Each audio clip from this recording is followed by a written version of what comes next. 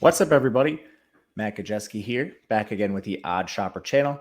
And today we're back with Week 7 XFL bets, Day 2 edition. We're doing the Saturday game, so we'll talk the pair of games there.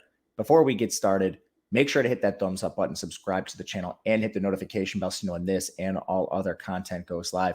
If you're listening on podcast, please leave a rating and review as well. That helps us a ton. And we are brought to you by Bet365. They have a phenomenal deal for you guys that's only available for a limited time.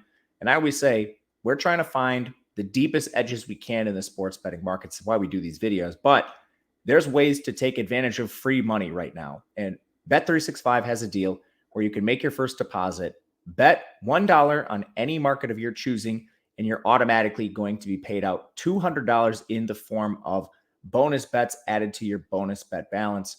Terms and conditions apply. The legal age for gambling in most states is 21 plus. If you or someone you know has a gambling problem, please call or text 1-800-GAMBLER. This is only available in New Jersey, Colorado, Ohio, and Virginia, but free money nonetheless. Take advantage. It's right there for you. All right. We've got a pair of games here on Saturday for the XFL, and we hit a favorite in the Friday game. So let's look at some dogs. I think first and foremost, we'll begin with our first game here. The San Antonio Brahmas taking on the Las Vegas Vipers. The Vipers are a 3-point favorite here. The total is 38.5, which I'm not necessarily sure I agree with. You could probably tell I'm interested in backing the Brahmas here.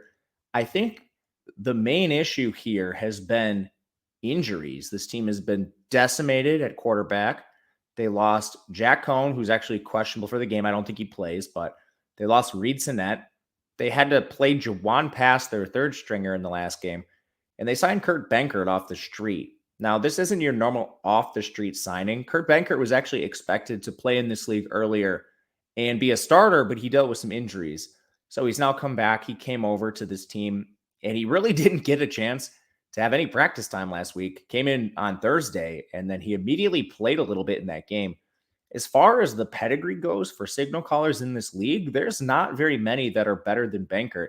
He's actually had cups of coffee in the NFL. He's played in the preseason, gotten some backup duty, and injuries largely been the problem with Kurt Benkert.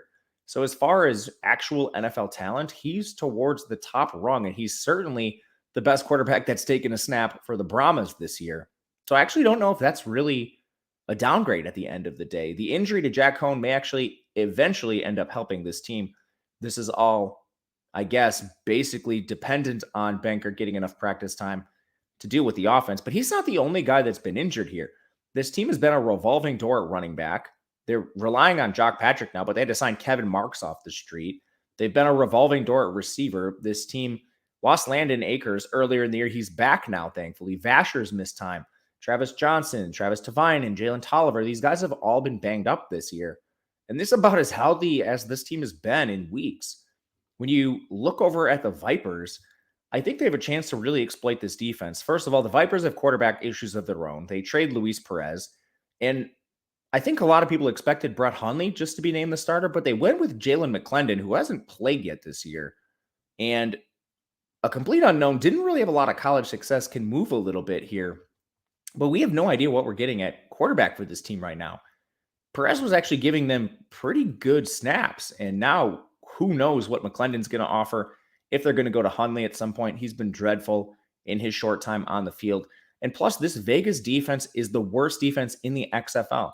They're dead last in yards per attempt allowed to opposing passers and rushers. So maybe if Kurt Benkert isn't even the answer, what we think is a passer, maybe this team just falls back and relies on the run game and exploits the league worst Vegas defense.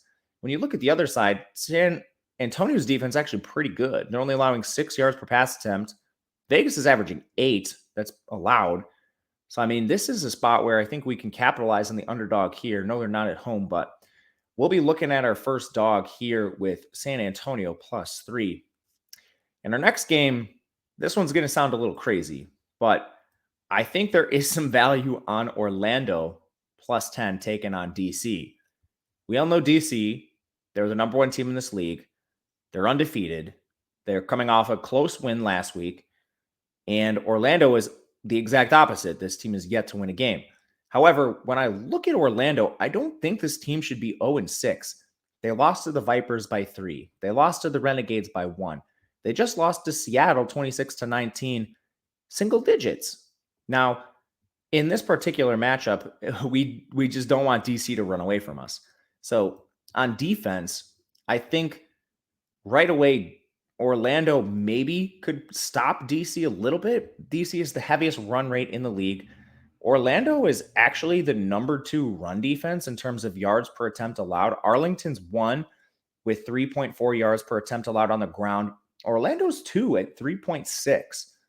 Now, I don't know if this matters against the best rushing team in the league, but it doesn't hurt. At least they're not, like facing the paper defense of Vegas on terms of the ground. So this isn't the easiest matchup for DC and what their offense likes to do. They're going to use Tiamu and Abram Smith in this dual threat, just 2-pronged rushing attack with a pass rate that barely eclipses 30%. And it's worked for them. But luckily, Orlando is much weaker in the secondary. This team is a pass funnel. Can they exploit the Orlando secondary? Meanwhile, on the other side, when you look at DC, this team actually has the 3rd worst pass defense. And we've now gotten to see a couple games in the installation of Quentin Dormady under center. This guy has been solid. In terms of XFL stats, he's 2nd in yards per attempt through the air, trailing only Cole McDonald, and Cole McDonald has 16 pass attempts. So Dormady, I think if you were just to limit, the number of pass attempts for these signal callers and not include guys that only have 16, Dormady probably just leads the list at 7.3 yards per attempt. And then his completion percentage doesn't suffer at all either. It's still 66%. That's above average in this league. His average depth of target is 10. That trails only Cole McDonald and I guess Kurt Benkert, but he only has 6 pass attempts. But as you can see, Dormady's put up some pretty quality passing stats. Now, it's still a small sample. He hasn't played all year, so we need him to persist over a larger sample, and he doesn't run. But all this to say, he's an upgrade from Paxton Lynch, DeAndre Francois, the other guys this team has trotted out there at signal caller. Dormady is an upgrade.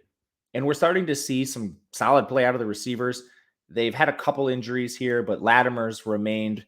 Charleston Rambo's gotten some good snaps.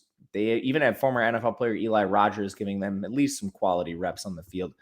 So I think Orlando can hang in this game. The plus 10 makes the most sense to me, but I also think they can score. So if you wanted to look at something like an over, I think that could make some sense. The total in this game is currently 45.5 points, which is pretty rich for XFL standards. But you're looking at the most efficient offense in the league in DC, and one that seems to be on the ascent in Orlando. So I don't hate that either. But that'll do it for us today. Let me know in the comment section what you think of these plays. I would love to hear whether you're with me or against me. You can reach out on Twitter if you'd like. I'm at Matt_Gajewski.